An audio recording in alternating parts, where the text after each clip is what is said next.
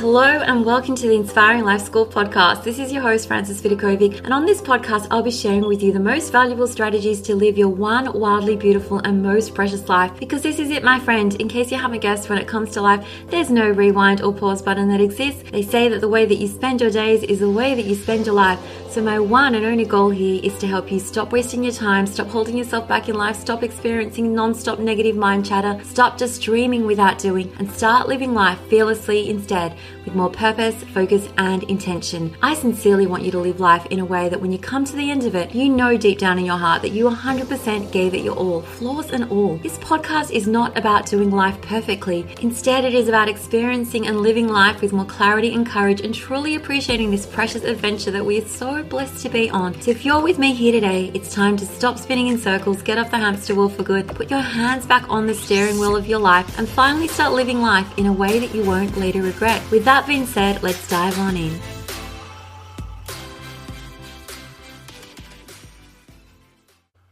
Hello, my friend, and welcome to the Inspiring Life School podcast. I'm your host, Frances Vidakovic, and today's episode is the 300th episode. Honestly, I cannot believe that I've made it to episode 300, which coincides with my first episode for 2023. So before we begin, I have to say, I really hope that you have had a fabulous Christmas and New Year break. I hope that you're starting this new year in the same way that I am, which is feeling really excited about all the things that I plan to create this year. We have a totally blank slate ahead of us, and I feel so excited and filled with hope for all the amazing things that I'm sure are going to pass for both you and me. And the reason that I am so certain that this year is going to be great, even though we're all going to experience lots of doubt and struggles and obstacles, which is just a normal part of the human experience, is because right now, you and I are sitting in the driver's seat in life. And when you find yourself sitting in this position rather than in the passenger seat, we know 100% that we are in charge of where we are going, the direction we're going. We know what we want and we're ready to claim it. And we know that we are ready to take full responsibility for our life as we navigate all the inevitables, highs and lows, ups and downs, and so on. You and I are finally taking ownership of how we spend our time, how we spend our days, because how we spend those minutes and hours and days ultimately is how we spend our life. Which brings me to today's episode, which is all about the year of no complaining. Now, I know that sounds like a pretty massive ask, right? To attempt to go through an entire year with minimal complaining. And the ironic thing is I actually plan to share with you a story that is probably going to sound like I'm complaining, but stick with me because I promise you, you will no doubt face many circumstances and challenges this year where you feel fully entitled to complain. Over the course of the next 365 days, you might come across people who have wronged you. You might have meticulously planned things and they don't go your way. Maybe all the normal life stuff is going to pop up and derail you from your purpose, not because the event actually has the power to derail you, because you're going to have thoughts about them and those thoughts are going to serve to keep you stuck. Okay, which is why I always talk about managing your mind. When you get stuck in this mentality of thinking that life is so unfair, that people shouldn't have done that, they shouldn't have said that, or that everything should be perfect, everything should go your way, and everything would be fine if people just did exactly what you wanted them to do, that is when we begin spinning in this cycle of helplessness, okay? Playing the part of a victim as if your life is happening to you rather than for you. When you are playing the part of the victim rather than the hero, when you begin to think, here we go again, okay, here's going to be another year, it's going to be singing the same old tune, because I am still holding on to the same crappy thoughts about myself and my life that kept me stuck last year. But we're going to stop that. We're going to nip that in the bud today. So please indulge me for a moment while I share with you this story that happened. It was only just like a few days ago. It was just before the new year. A week ago, I would have been complaining about it like nonstop. Okay, there was this like gross negligence that someone did that I faced. And then I thought, yeah, I have like a full free pass to complain all I like. So my little story for you today goes as follows. On New Year's Eve, I decided to go and visit my usual beauty shop to get my eyebrows waxed. And I know it sounds like such a silly and simple story to use as an example, but stick with me here. So I visited a salon that I have been going to for years, and I usually visit there and there's always like 2 or 3 ladies that I'm really familiar with and they do an amazing job on my eyebrows. But on this particular day, I recognized no one that was working there and I just decided to go with whatever lady was free to help me. And as soon as I entered the room, I told her, I always only use hot wax for my eyebrows as my skin is so sensitive, or strip wax will either burn me or rip my skin off. And I discovered this years ago the first time I went to get my eyebrows done. And ever since then, it's the first thing I say every time I visit any salon. Okay, it's always the same salon, but these ladies are familiar and they know. They just nod and they go, yep, okay, I got you. It's only hot wax. So I shared this info with the new lady. She nodded and said, no problem. But the moment she put the wax on my eyebrows, I could tell something was wrong. Okay, it was like burning more than usual. And when she tore off my hair with a strip, I was like, what's going on here? Okay. I can't use strip wax. I can only use hot wax. And she said, no, it's not a problem, okay? This is going to be fine, but you can probably tell how this story is going to go if I'm chatting about my goal of no complaining. Even after I told her that I couldn't use strip wax, she went and did it again on my second eyebrow, and something along the lines of, she said something like, oops, I think I burnt you. Yes, she did. Seriously, I felt like I was in the twilight zone where something so weird was happening that couldn't possibly be true. I mean, it wasn't as if I didn't tell her exactly what I wanted. I said the words, I can only use hot wax, and she ignored them. And by the time I walked out of the salon, my eyebrows were probably lovely, but my skin was also red and raw. And my first instance was I had this compulsion to complain. And I did, I sent a message to my daughter about 2 seconds after leaving the salon. I specifically told her not to use strip wax, and she did. She bet my skin. And I just want you to imagine that these texts were sent all in caps lock too. So this was a little bit of a dilemma for me, because not only did my skin feel really terrible, but only hours earlier I decided that one of my goals for 2023, not to complain so much in 2023. And generally speaking, I'm fully aware that complaining is a terrible use of my energy, and I used to be really great at taking whatever happened in my life and putting a more positive spin on it. I'd always ask myself, what can I learn from a situation even when it's really crappy? But the reason that I set this as a goal for 2023 is that I noticed in the later months of 2022 that this positive spin wasn't the first thought that I was naturally reaching for. Sure, I'd reach for it later, but only after I complained just a little bit first. Complaining about something started to become my default response. And yes, it felt good to get those feelings out about a crappy situation after a while, but not so great, probably 2 minutes after I've done it. Because as I've shared with you on this podcast before, there's a difference between complaining and venting. Complaining is when you do that whingy, whiny thing. It's all about woe is me, something terrible has happened. It can never be considered to be not terrible, and so on. Whereas venting is, yes, okay, you get to let out the steam, you get it out without resisting your emotions. But once you've vented, you take that proactive approach to a situation. You ask yourself specific, pertinent questions that I'm going to share with you later in the episode. And it's these questions that put us in the driver's seat of our life and make us 100% aware that we're either part of the problem or we're part of the solution. And I always personally want to be part of a solution.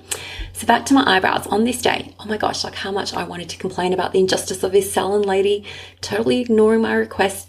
But there was no way in my head that I could justify that she hadn't done something wrong. The lady hadn't listened to me, she burnt my skin. But because I made this vow to myself to complain less in the coming year, and the morning of New Year's Eve was a perfect time to begin to practice this, I stopped myself immediately in the tracks. Okay, something crappy had happened, but it is what it is. And no amount of complaining was going to help me go back and undo the situation or step back in time. Complaining about it wasn't going to make me feel better in the long run. Okay, it never does. So I want to share with you the approach that I took to this situation, my eyebrows, that can be really applied to any situation that you might want to complain about often. And I want you to pause for a moment and just think about all the situations that you found yourself complaining about the most in 2022. So for me, I had a few recurring themes, a few recurring situations that I found that I just would complain about and do less venting, less proactive, brainstorming, how can I actually improve a situation? And those situations were specifically, I have this thing about when people leave dirty dishes in the sink rather than washing them. And also number 2 was my dog, Scooter. Oh my gosh, he barks at the silliest stuff in the mornings. He's super loud when he snores. And I found that I was complaining about that. And I know that, the logical thing would be to remove him from my room when he's sleeping, but he wants to be with me all the time. And those 2 things, dishes and the dogs, probably accounted for 90% of my complaining in 2022. But moving forward, my goal for 2023 was to eradicate or try to minimize the amount of complaining in my life, or at least shift to venting. Okay, I'm going to talk to you about exactly what venting and how to do it properly is, where it's okay to let my feelings out, but with a view to immediately coming back to the problem, but with a solution in hand. So here's the interesting thing about this waxing situation, my silly little story where I made this conscious decision not to complain about it after I sent my text. The text went out, I was like, oh my gosh, I said I wasn't going to complain, I'm already doing it. But the moment I decided, okay, I'm not going to complain today about this, it was almost like the fire started to slowly burn out. I discovered that complaining is almost like throwing gas or petrol onto a fire. It makes it grow so much bigger to the point where it often gets out of control, you feel your emotions are going crazy. So the first question I asked myself after I walked out of that salon and sent that text was this: what can I learn from this situation? And the answer to this question was, well, there are actually people in this world that don't listen when you give them really specific instructions. Okay, that was what I learned. These people exist whether I like the fact or not. I learned that perhaps I need to even be clearer in my instructions because maybe they weren't clear enough to this lady. And even then, someone might still choose not to listen. And the second question I asked myself, so the first one was, what can I learn from this situation? And the second question I asked myself was, how can I opt for gratitude in this moment? And the answer to this question was, well, I'm grateful that I can even afford to go to a salon to get my eyebrows done. I know years ago I would have considered to be such a visit to be an indulgence. I'm grateful that my skin has the ability to heal and repair itself. I'm grateful for a brain that can help me reframe the situation. I'm grateful for my ability to let it go or to at least practice this. I'm grateful for life and all of its lessons. And the third question I asked myself was, how can I show compassion to myself in this moment? Well, I realized I could just forgive her. She made a mistake. Okay, I could choose to let it go. And I could forgive myself for having all those emotions about it and struggling to stop complaining. This was a practice, an opportunity for me to practice. Now, I know that this might sound really simple, but I want you to cast your mind to these 3 questions whenever you find yourself wanting to complain. Number 1 is, what can you learn from the situation? Number 2 is, how can you opt for gratitude in this moment? And number 3 is, how can you show compassion in this moment? Not just to others, but to yourself too. And if I was to apply these 3 questions to my dog Scooter, who barks and snores like louder than he ever has before, the answer to that first question, what can I learn from this situation, is that older dogs sometimes snore and bark, and it is okay. I could come back with a game plan to prevent his barking in the mornings, like maybe he needs to be kept in the room with me rather than having free reign around the house and where he runs straight to the front door and wakes up everyone in the house.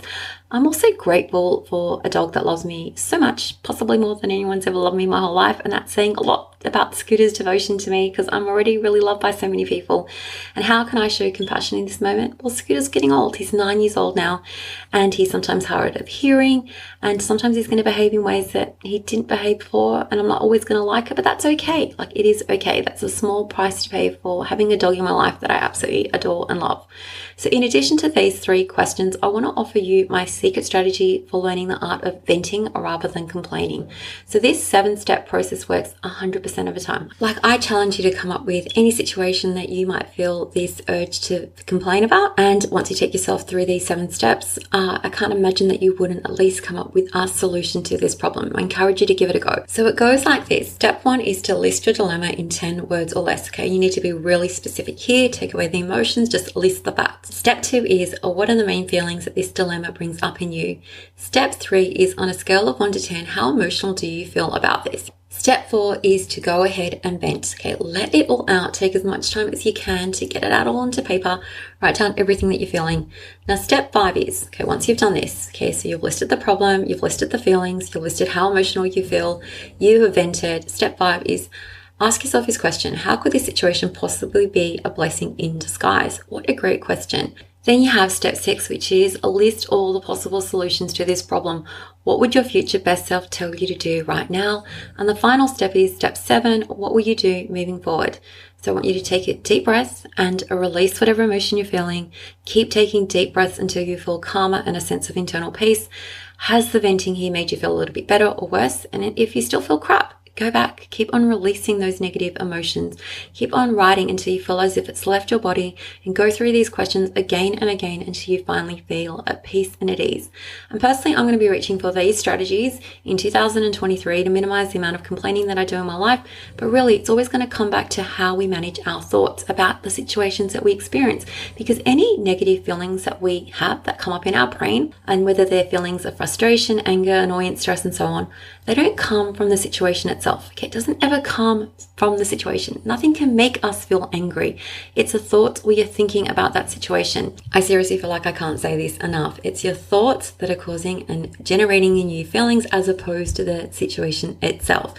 And if you really want to dramatically reduce your negative mind chatter and back talk this year in 2023, I encourage you to go and purchase today my Managing Your Mind Master Course. Seriously, it's going to change your life immediately, because once you learn to implement these lessons, every result that you create in your life will from here on change. And the reason why this is inevitable is it's because your thoughts are creating your feelings, which are impacting your actions, which are impacting your results in life. And so you always need to start by changing your thoughts if you want to change your results in life. And did you know that complaining is a choice? There are people out there in the world that just choose never to complain. Like my son Jake is one of those people. And you would think that given he has a disability, he's in a wheelchair for life, that he would have something to complain about. But seriously, he never does. Honestly, he's like the most laid-back, easygoing teen that I've ever come across. And this is partly due to the thoughts he is thinking every day. he's probably thinking easygoing, non-complaining thoughts inside his head, as opposed to us who are complaining inside. That is what's bringing that emotion of annoyance and frustration. It's the thoughts we are thinking in our head. So make sure to check out the Managing Your Mind Master course. And that is it for today's episode. If you are hoping to create change and new results in 2023, make sure to visit me every week here on the Inspiring Life School podcast. As always, you know I love and appreciate you all so much. And please know it isn't just enough to dream about things, just to dream. You need to go out there and take action, experiment and make things happen, because every word, every action that you take today, every day from here on, is a part of your story, the story you are writing, the story of your life. And you, my friend, are holding the pen in your hands. So I want you to go and write the most amazing story ever. Until next time, I love you and take care, my friend. Thank you so much for listening to the Inspiring Life School podcast. I really appreciate you allowing me to be a part of your life. If you'd love to stay in touch, please know that you can always find me on Instagram at Vidakovic, or you can visit my website, inspiringmumlife.com, where you can sign up and receive so many amazing freebies that I've created just for you to help you implement all my teachings into practice. There you'll also find all my online courses, resources and programs that I've created to help you up-level your life in seriously the simplest way possible, so that you can ultimately create for yourself a life that feels simpler, lighter, and allows you to show up in a way that you love as your best and most authentic version of yourself. Now remember, this podcast is all about not just dreaming but also doing, because to create true sustainable change in your life, you need to be willing to do things differently. And that's what I'm here to support you to do every single step along the way, so that you too can begin to live your one wild and precious life with less stress, less overwhelm, less drama, and instead with zero regrets. Finally, if this podcast resonates with you at all and you appreciate the content, I would absolutely love for you to show your support by leaving me a review on Apple Podcasts. I'm on a mission to help more people wake up to the preciousness of life and to help them live their days with more intention and purpose, and your review will help make this goal of mine possible. Well, once again, thank you so much. I have loved spending this time with you, and I look forward to connecting with you again. I'm Frances Vidakovic, and you have been listening to the Inspiring Life School podcast.